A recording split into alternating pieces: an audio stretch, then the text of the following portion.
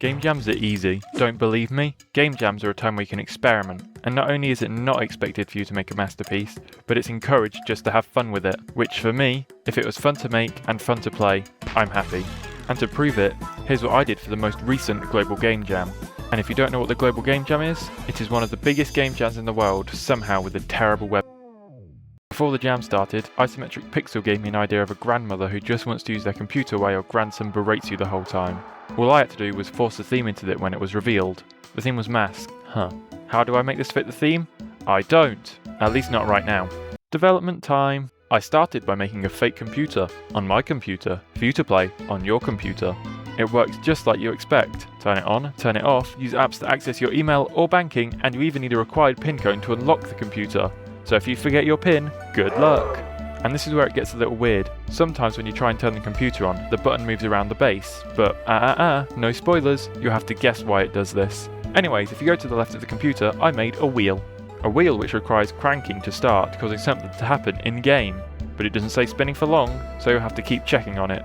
According to playtesters, this gave the game a FNAF feeling, where you have to multitask and manage multiple things at once. Now this can't be a puzzle game without part of the game that isn't even a puzzle, so it's time to make that minigame.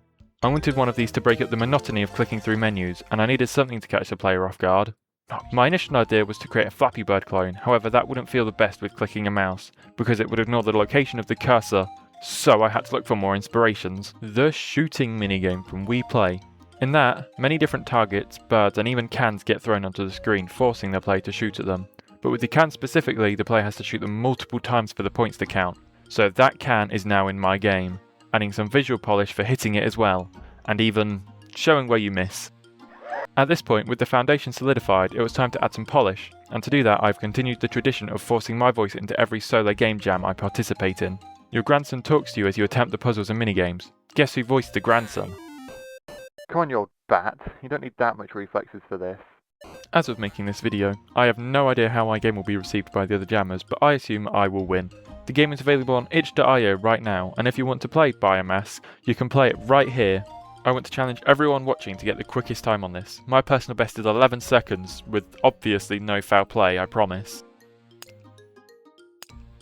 And don't worry, my main game Quackipelago is still being worked on. If you want to see that game in progress more consistently, you can see the latest devlog right here as well. Have a good day.